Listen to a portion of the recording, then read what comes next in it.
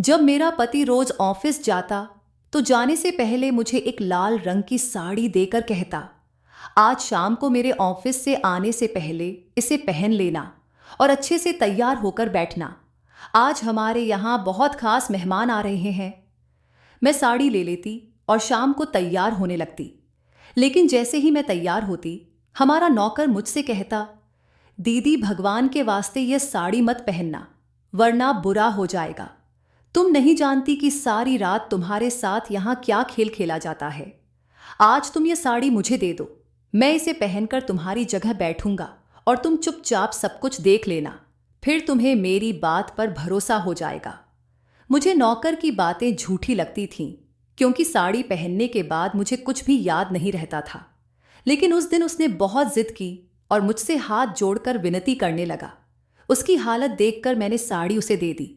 उसने मेरी साड़ी पहन ली, एक लंबी बालों वाली विग लगाई और औरतों की तरह तैयार होकर मेरे कमरे में बैठ गया। रात को जब मेहमान आए तो मेरा पति एक एक करके उन्हें मेरे कमरे में ले जाता। थोड़ी देर बाद जो मैंने देखा उससे मेरे होश उड़ गए। अगली सुबह के करीब 5 बज रहे थे। मैं सोकर उठी तो घर में चहल पहल मची हुई थी। मेरी माँ मेरे छोटे भाई से कह रही थी, जल्दी से मार्केट जाओ और अच्छा नाश्ता लेकर आओ, कोई चीज छूटनी नहीं चाहिए। मैंने माँ से पूछा तो पता चला कि रिश्ते के लिए कुछ मेहमान आ रहे हैं। माँ ने मुझसे कहा, एक अच्छा सा सूट पहनकर तैयार हो जाओ। मैंने बिना कुछ कहे एक नया जोड़ा निकाला और हल्का मेकअप कर लिया। थोड़ी देर बाद रिश्तेदार हमारे घर आए। मैंने उन्हें ड्राइंग रूम में बिठाया और उनके साथ बैठ गई।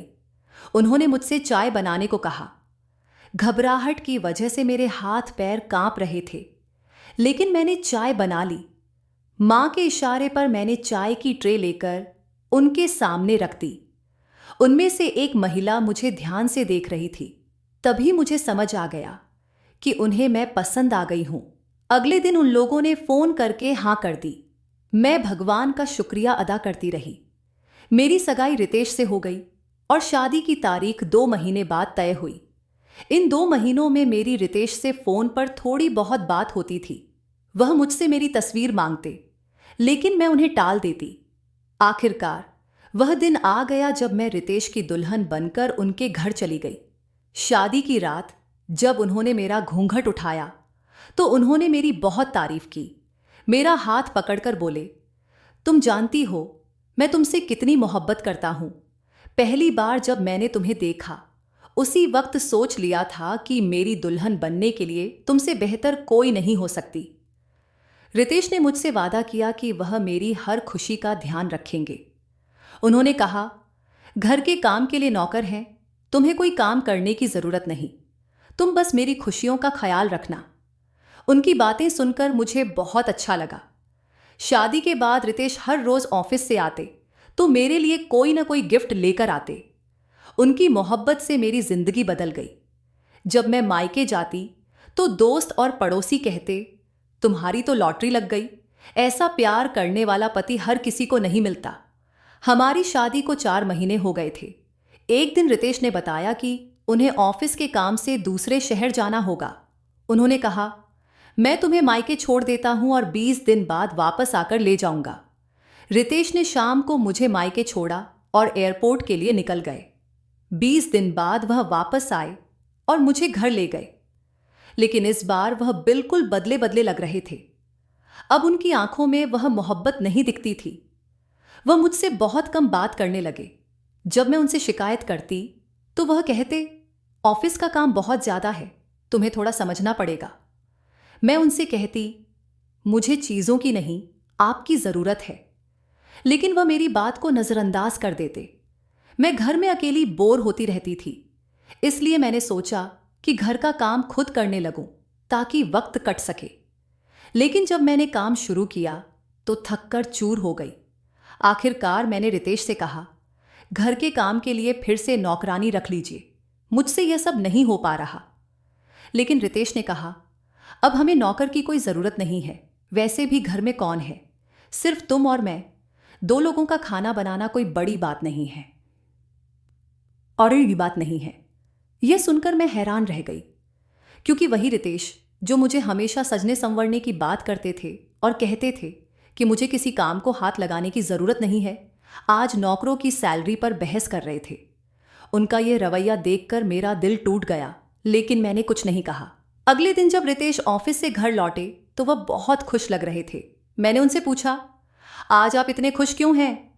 उन्होंने मुस्कुराते हुए कहा, मेरे पास एक गुड न्यूज़ है, लेकिन वह मैं तुम्हें कल बताऊंगा। फिलहाल मुझे बहुत भूख लगी है, तुम खाना लगा दो। उनकी बात सुनकर मैं सोचने लगी कि ऐसी क्या बात है जो उन्हें इतना खुश कर रही है। लेकिन मैं उनकी आदत जानती थी, अगर उन्होंने मना कर दिया तो वह कुछ नहीं बताएंगे। इसलिए मैं चुप रही और अगले दिन का इंतजार करने लगी। अगली शाम मैं उनका इंतजार कर रही थी कि दरवाजे की बेल बजी। मैंने दरवाज़ा खोला तो देखा कि रितेश अपनी गाड़ी में बैठे हैं। उनके हाथों में ढेर सारे शॉपिंग बैग थे। उन्होंने गाड़ी से उतरने के बजाय मुझे देखकर कहा, जल्दी से तैयार हो जाओ, ये कपड़े और इनसे मैचिंग ज्वेलरी पहनना मत भूलना। मैं तुम्हें एक पार्टी में ले जा रहा हूं। तैयार हो जाओ तो मुझे कॉल या मैसेज कर देना, मैं तुम्हें पिक कर लूंगा। मैंने बैग लिए और खुशी खुशी तैयार होने चली गई। लाल साड़ी और गोल्डन ज्वेलरी पहनकर मैं शीशे में खुद को बार बार देख रही थी।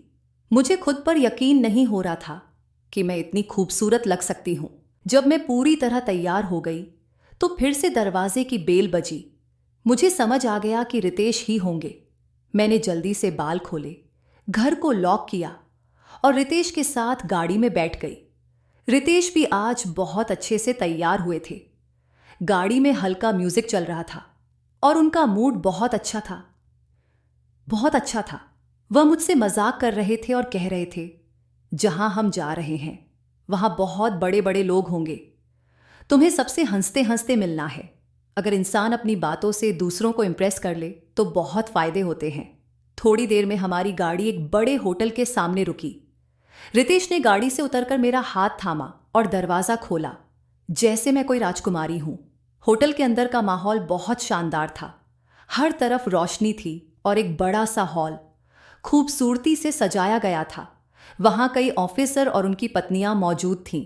मुझे माहौल थोड़ा अजनबी सा लग रहा था, लेकिन जैसे ही मैं अंदर गई मुझे लगा कि मेरी खूबसूरती ने सबका ध्यान अपनी ओर खींच लिया है। रितेश ने मुझे अपने दोस्तों से मिलवाया। इसके बाद हमने खाना खाया। डिनर के दौरान मुझे लगा कि पास वाली टेबल पर बैठा एक व्यक्ति बार बार मुझे देख रहा है। उसका ऐसा देखना मुझे असहज कर रहा था। थोड़ी देर बाद वह उठकर हमारे पास आ गया और हमारी टेबल पर बैठ गया। बातचीत में पता चला कि वह रितेश का सीनियर ऑफिसर मिस्टर खन्ना है। रितेश ने मुझे उससे मिलवाया। उसने मुझसे हाथ मिलाने के लिए हाथ बढ़ाया। मैं चाहकर भी सबके सामने मना नहीं कर पाई, लेकिन जब मैंने उससे हाथ मिलाया तो उसने मेरा हाथ हल्के से दबा दिया। उसकी इस हरकत से मुझे बहुत बुरा लगा। मैंने गौर किया कि रितेश ने भी यह बात नोटिस की, लेकिन उन्होंने कुछ नहीं कहा।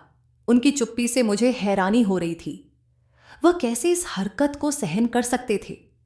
रितेश ने शांत स्वर में कहा, यह मिस्टर खन्ना है। रितेश ने कहा, अगर मिस्टर खन्ना चाहें तो मुझे बहुत जल्दी प्रमोशन मिल सकता है। मिस्टर खन्ना की बातें जारी थीं। वह बहुत दिलचस्प बातें कर रहे थे, लेकिन उनका मुझे बार बार देखना बेहद असहज कर रहा था। पार्टी खत्म होने के बाद भी मिस्टर खन्ना रितेश से हंसते बोलते बाहर तक साथ आए। उनकी हमारे साथ साथ चलने की कोशिश मुझे अच्छी नहीं लगी। जब हम घर लौटे तो रितेश ने मुझसे कहा, पार्टी में मेरा साथ देने के लिए शुक्रिया। जल्दी ही मैं घर में नौकरानी रखने का इंतजाम कर दूंगा, लेकिन तुम्हें अब मेरे साथ इस तरह की पार्टियों में जाना होगा और बड़े बड़े ऑफिसरों से मेलजोल बढ़ाना होगा। अगले दिन जब मैं उठी तो दोपहर के 12 बज चुके थे। रितेश नाश्ता कर ऑफिस जा चुके थे। मैं तैयार होकर बैठी ही थी कि दरवाजे की घंटी बजी। इस समय रितेश का घर पर आना असामान्य था, लेकिन जब मैंने दरवाजा खोला तो वह सामने खड़े थे। उनके साथ एक लड़का भी था। रितेश ने कहा, यह श्यामू है। यह बहुत जिम्मेदार और शरीफ लड़का है। हर काम आता है, खाना बनाना, गाड़ी चलाना और घर के छोटे मोटे काम। यह होटल में भी काम कर चुका है। इसे मैंने ढाबे पर काम करते देखा और इसकी कहानी सुनकर इसे घर लाने का फैसला किया। अब यह तुम्हारी मदद करेगा और तुम्हारे छोटे भाई की तरह ख्याल रखेगा। श्यामू ने सिर झुकाकर रितेश की बात का समर्थन किया। श्यामू का स्वभाव और काम करने का तरीका देखकर मुझे राहत मिली। वह न केवल काम में निपुण था, बल्कि कोई फालतू बात भी नहीं करता था। धीरे धीरे वह मुझे छोटे भाई जैसा लगने लगा। एक दिन सुबह जब मैं उठी तो श्यामू अपने कमरे में नहीं था। उसे लान में बैठे देखा। वह रो रहा था। मैंने पास जाकर पूछा, लेकिन उसने अपनी परेशानी नहीं बताई। मैंने उसे मदद के लिए पैसे देने की कोशिश की, लेकिन उसने इनकार कर दिया। उसी वक्त रितेश का फोन आया। उन्होंने कहा, आज शाम मेहमान आ रहे हैं, तुम खाना तैयार करवा लेना और लाल साड़ी पहनकर तैयार हो जाना। उनसे बातचीत करते रहना ताकि उनका दिल लगा रहे। मेहमानों का जिक्र सुनकर मैं घबरा गई, क्योंकि मुझे मिस्टर खन्ना का सामना करने का डर था। शाम को रितेश मेहमानों के साथ घर आए। जैसा मैंने सोचा था, मेहमान और कोई नहीं बल्कि मिस्टर खन्ना ही थे। उन्हें देखकर मेरा मूड खराब हो गया, लेकिन मजबूरी में मुझे उनसे बात करनी पड़ी। हम ड्राइंग रूम में बैठे। कुछ देर बाद रितेश को फोन आया और वह कमरे से बाहर चले गए। अब कमरे में सिर्फ मैं और मिस्टर खन्ना थे। वह मुझसे अजीब अजीब बातें करने लगे, जो मुझे बिल्कुल भी पसंद नहीं आई। जब रितेश नहीं लौटे तो मैं कमरे से उठकर बाहर जाने लगी। तभी मिस्टर खन्ना ने मेरा हाथ पकड़ लिया। उनकी इस हरकत पर मेरा खून खौल उठा। मेरा मन किया कि उन्हें थप्पड़ मार दूं, लेकिन खुद को संभालते हुए मैंने कहा, मिस्टर खन्ना, आप मेरे पति के सीनियर हैं। मैं आपकी इज्जत करती हूं, लेकिन अगर आपने बदतमीजी जारी रखी तो मैं चुप नहीं रहूंगी। मेरी बात का उन पर कोई असर नहीं हुआ। वह मेरे और करीब आने लगे। गुस्से में मैंने टेबल पर रखा फ्लावर पॉट उठाया और उनके सिर पर दे मारा। उनके सिर से खून बहने लगा और वह दर्द से चिल्लाने लगे। उनकी चीख सुनकर रितेश कमरे में आए, लेकिन मेरे समर्थन में खड़े होने के बजाय वह मुझ पर ही गुस्सा करने लगे। उन्होंने कहा, तुमने यह क्या कर दिया? अभी और यही मिस्टर खन्ना से माफी मांगो। मैंने गुस्से में कहा, मैं उनसे माफी नहीं मांगूंगी, उल्टा इन्हें मुझसे माफी मांगनी चाहिए। मेरी बात सुनकर रितेश ने गुस्से से कहा, अगर तुमने माफी नहीं मांगी तो मैं तुम्हें यहीं खड़े खड़े तलाक दे दूंगा। जब मेरे पति ने कहा कि अगर मैंने मिस्टर खन्ना से माफी नहीं मांगी तो वो मुझे तलाक दे देंगे, मैं हैरान रह गई।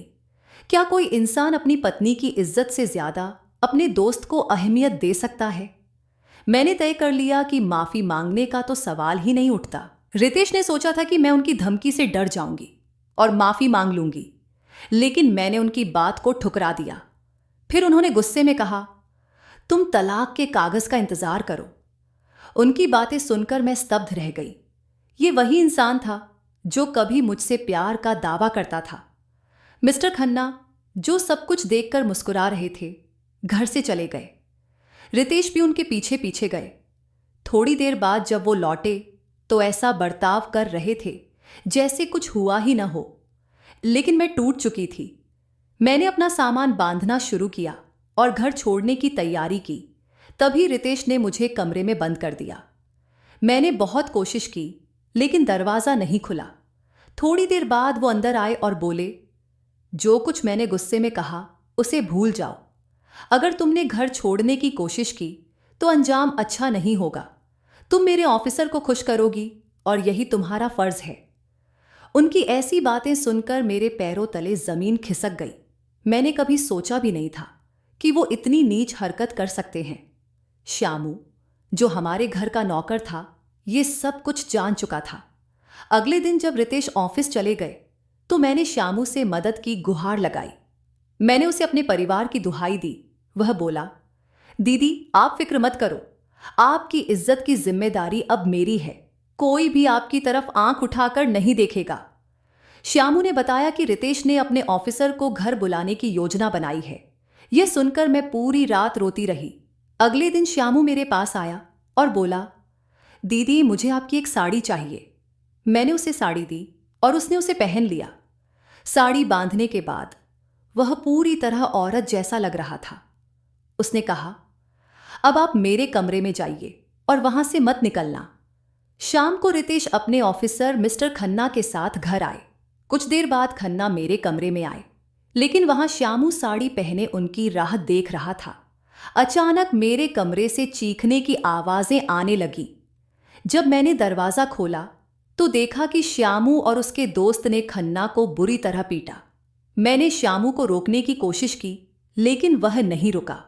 अंत में उन्होंने खन्ना को कमरे में बंद कर दिया और मुझे वहां से सुरक्षित बाहर निकाला। श्यामू ने मुझे मेरे माता पिता के घर छोड़ दिया। मेरे माता पिता मुझे दूसरे शहर ले गए। कुछ दिनों बाद मेरी शादी मेरे माता पिता के दोस्त के बेटे से कर दी गई। वह एक साधारण नौकरी करता था, लेकिन मुझसे बहुत प्यार करता था और मेरी इज्जत करता था। अब मेरा जीवन खुशहाल था। दूसरी ओर रितेश का बुरा अंजाम हुआ।